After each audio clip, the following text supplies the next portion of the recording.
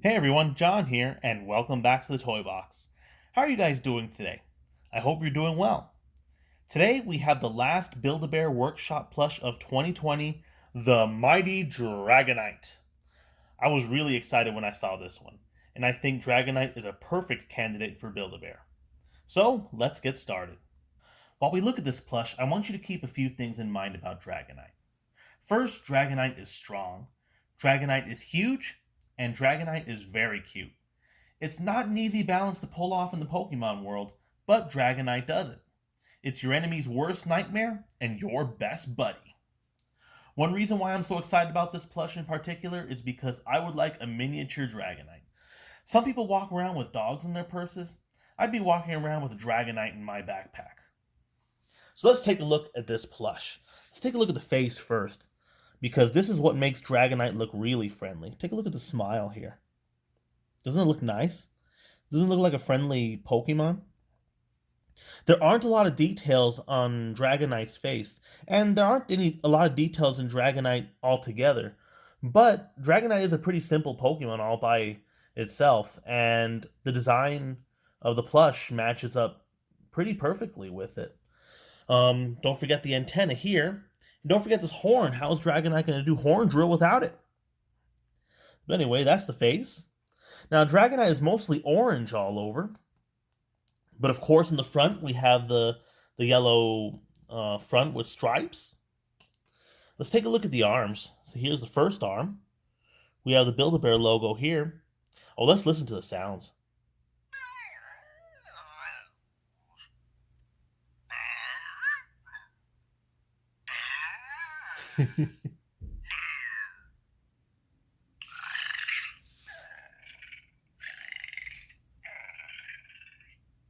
That must have been the sleeping Dragonite. I love the sounds. Whenever I first heard Dragonite in the anime, I thought Dragonite sounded like a whale, but whenever I try replicating the sounds, it sounds more like a confused dog. Like, arr, arr. Well, anyways, that was one arm. Let's take a look at the other one. Here's Dragonite's other arms. We have three claws right here. Let's take a look at the legs. Dragonite has pretty short legs. We have three claws here. Here's the other ones, just so you can see. Look at the long tail Dragonite has. Imagine getting whipped by that tail whip. It would actually hurt. Wouldn't just put your defense down. We have the yellow underneath it as well.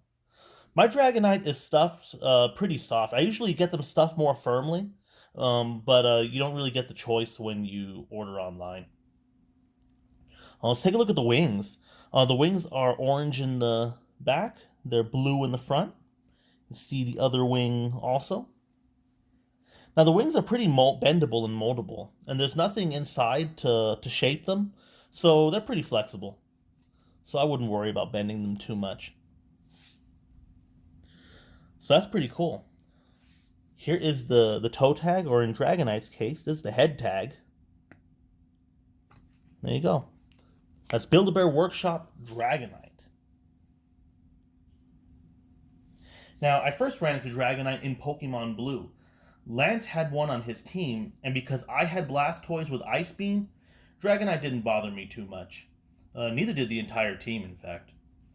But he also looked mean in the first generation, so I didn't really use Dragonite that much. The lack of dragon moves also didn't really help. But that all changed with Gold and Silver. I became a fan.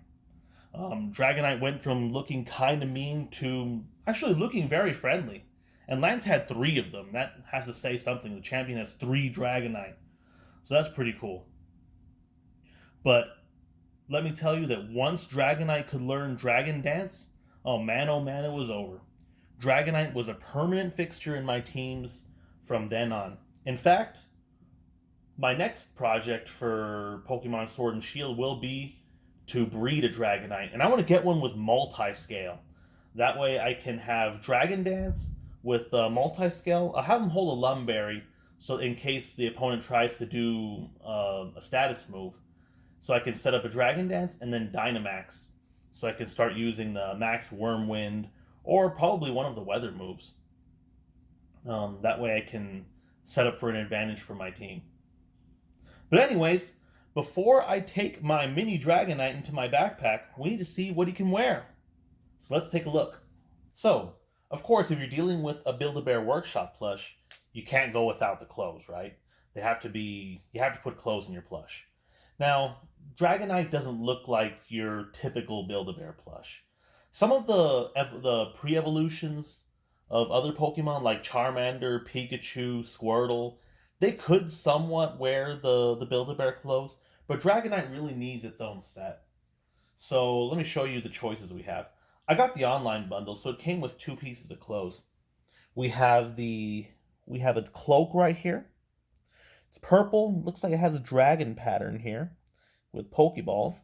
Has a nice white, looks like a fur lining. It's probably like cotton or polyester. It's very fluffy. We have that cloak. And we also have a hat and scarf set here. You can see those right here. This looks like a flying type pattern, while the other one's more like a dragon type pattern. And then we just have a scarf. It's just strip. It's about like this. But anyways, let's take a look at Dragonite with both. Let's go look at the cloak first. So, to put it on first, you have to take Dragonite's wings into account. My Dragonite just fell over. So let's go ahead and put the wings in.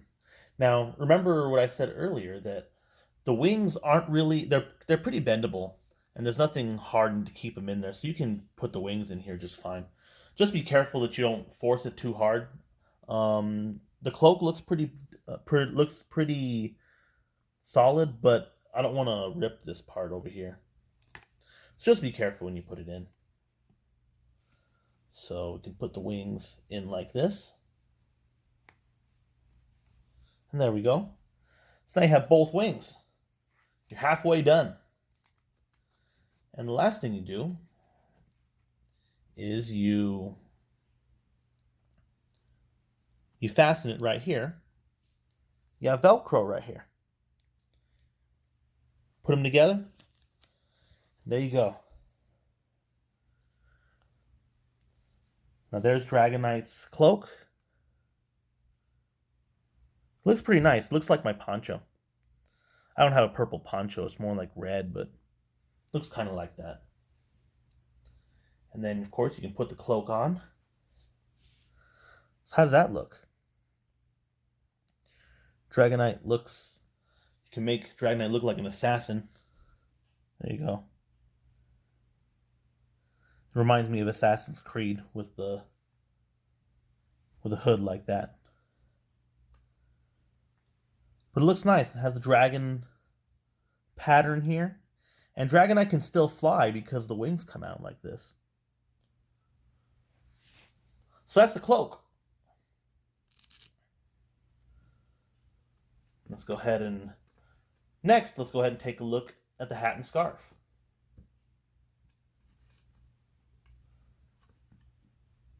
Now the hat and scarf is a lot simpler to put on. It's pretty much for the hat. Just put it over Dragonite's head.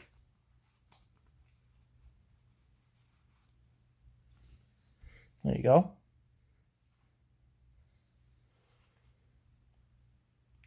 Take it out of his eyes. There's the hat. And then here is the scarf. You just wrap it around like this. And you're all set. Now this hat and scarf I'm pretty sure is strictly just for Dragonite, because I don't think that hat will fit any other Build-A-Bear plushes. The cloak, on the other hand, looks like it might be able to be used for your other Pokemon plush. You just have the holes in the back right here. But that's pretty cool. I think I like the flying type hat and scarf best. So what do you guys think?